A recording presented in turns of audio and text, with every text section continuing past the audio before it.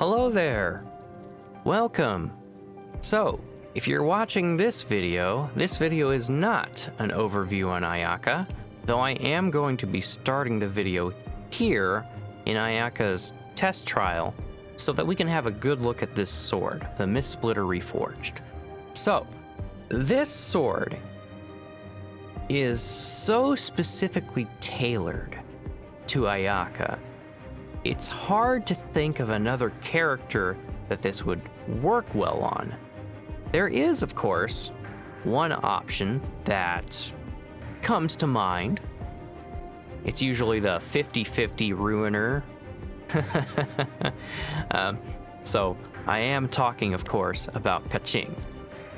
Now, I, of course, gave Kaching the Black Cliff sword for crit damage, but clearly the Mistsplitter Reforged, while requiring a little bit more of an aggressive playstyle, outclasses it completely. It has a higher base attack, it has a higher crit damage percent, and the bonuses it gives you doesn't require you to kill enemies in order to receive them.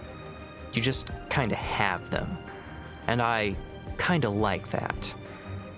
So it's kind of an obvious sort of replacement for Kaching if you're doing Electro Kaching and you want to focus more on just increasing her crit damage as much as humanly possible.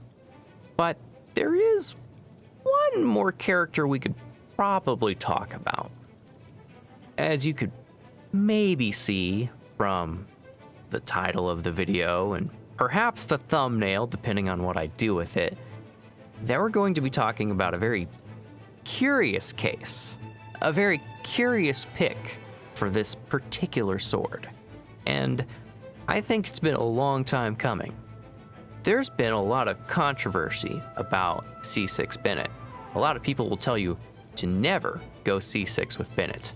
Unfortunately, that means that all the videos out there that talk about C6 Bennett will never talk about the positives or the silver lining that is the curse that follows Bennett into his Constellation 6. And I feel that that's a great disservice to all the players out there who were eager to give him his 6th Constellation and didn't know what they were doing at the time. This is obviously not in any way, shape, or form free-to-play friendly. This is a very expensive silver lining. However, some people just get lucky. And some of those people who just get lucky might also fall in the same category of people who have, unfortunately, or fortunately, depending on your point of view, put that 6th Constellation on Bennett. Here is Bennett. Fantastic voyage. If your health is lower than 70%, you will continually regenerate HP until your final regeneration leaves your health at above 70%. And as long as your health is above 70%, you will gain an attack bonus based on Bennett's base attack. The attack bonus ratio, originally 50%, is increased by another 20% thanks to Constellation 1. So with that being said, everyone gets an attack bonus based on 70% of Bennett's base attack, including Bennett himself, so long as he's standing within the circle. Are you following me here? Now let's go to the dreaded Constellation 6. This is the deal breaker for most people. They like the attack buff. They think the attack buff is very valuable. What they don't necessarily like is that their sword wielders, their claymore wielders, their polearm wielders will suddenly start dealing pyro damage. Sure, they'll get a 15% pyro damage bonus, but their normal attacks will be infused with pyro whether they like it or not, and for some builds, this is a bit of a deal breaker, and bringing Bennett into a multiplayer situation with Constellation 6 is probably not going to make you very many friends. That being said, if you are one of those people who have put Constellation 6 on Bennett and you have extraordinary luck otherwise, and you really like playing Bennett because everyone should just be able to play whatever character they want in whatever way they want, I think there's an interesting case here to be made that Constellation 6 Bennett is not necessarily a bad thing if you focus on having Bennett be your main DPS. And the best way to turn Bennett into your main DPS is with the Mistsplitter Sword. Think about it. With the Mistsplitter Sword, after Bennett performs his elemental burst, he will immediately get a 10-second stack that boosts his damage by 8%. Then, he will get an additional stack for having 0 energy or less than 100% of his energy pool for another 8% elemental damage. He already starts off with a 12% elemental damage bonus, but then it gets even better. His normal attacks are now infused with pyro, and he doesn't have to perform a dodge in order to keep that up. He just has to stay within the circle. So every attack he performs will give him that additional 12% elemental damage. And since Bennett's ultimate isn't really known for dealing damage, he's not going to get back a whole bunch of energy after using it that ruins the maximum damage output of this sword. Which means for 10 seconds, which is just 2 seconds shy of Bennett's ultimate, Bennett will receive 40% elemental damage bonus from this sword alone. He will gain 70% of his base attack added onto his own attack, and if you have a pyro damage cup, he will have a 61.6% pyro damage to add on top of this 40%, meaning he gets a total of 101.6% pyro damage bonus. On top of that, he gets a 40.2% crit damage bonus added on top of his 50% crit damage bonus that every character innately has. And if you play your cards right and you have good crit percent substats, you could put in a crit damage circlet, and you could have Bennett become a post-elemental burst main DPS. This, of course, is just me musing here. I like thinking of really interesting things that most people don't talk about or like to talk about because for them it's not their playstyle, and that's fair. But I feel the world sort of left Constellation 6 Bennett out to dry. Like, if you search YouTube for Constellation 6 Bennett, you'll see maybe 2 videos about why it might benefit your playstyle, and that's it.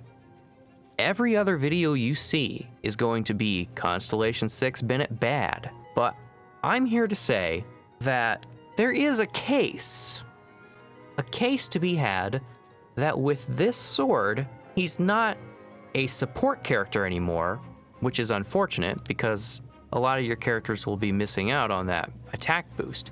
However, it doesn't matter anymore because Bennett becomes his own support, and through this sword can become a main DPS, which is very unusual because I don't see a lot of people using him as a main DPS. Generally speaking, he's used primarily as support. But this sword can change all that. I should probably note that this is not a very free-to-play option. So for the free-to-play players who have a C6 Bennett, this is not the silver lining you are looking for. This could be very well outside of your budget, and luck may not be on your side.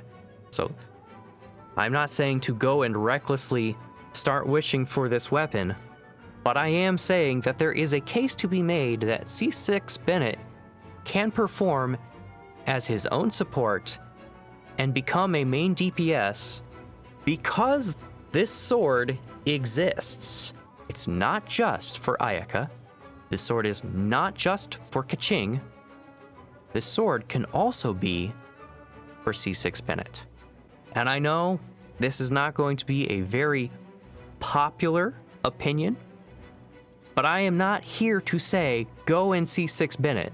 I am not here to tell you to ruin your support Bennett. If you prefer Bennett as support, don't Constellation 6 him. That's perfectly fine. I'm not telling you to go outside of your playstyle. But I am saying, for those of you for who it is already too late, and for those of you who already try the weapon banner when it comes out and already understand the risks involved and are okay with that, and for those of you who are lucky enough to get this sword, but maybe aren't particularly interested in Ayaka, this is the sword for you. And I think that's pretty cool. So again, just the usual disclaimer, this is not a substantial silver lining. This is not realistic for most players. This is very expensive. This is at most 240 wishes, which is about 500 US dollars. That's a lot of money. That is $500 to get one weapon. This is probably half of some people's rent, if I'm being completely honest here. Don't feel compelled to spend a bunch of money on this weapon after having seen this video and thinking, oh, that's a good solution to my C6 Bennett. Don't do that if you can't afford it, please. However, if you are lucky, I'm saying if you are lucky, and you have this weapon, and you have C6 Bennett, because, you know, you didn't know, and no one wants to play with your C6 Bennett anymore, for those of you who have done it and kind of feel bad about having done it, here's a weapon for you, if you are so lucky as to obtain it. Anyway, that's all I wanted to talk about in this video. The very interesting nature that is the Mistsplitter Reforged and Constellation 6 Bennett. A surprisingly interesting combination. Again, it's not realistic, but it is possible. Musing done. Thank you for watching the video. Thank you for listening to me blabber on about Constellation 6 Bennett. I know that was probably very painful for you. This is, of course, again, not to tell anyone to do it, not to tell anyone to go for this weapon, not to tell anyone to ruin the Bennett that they already have, but for those of you who for it is already too late. So I hope this is an interesting thought experiment, and maybe some of you lucky folks out there with a very unlucky Bennett might be able to turn your luck around.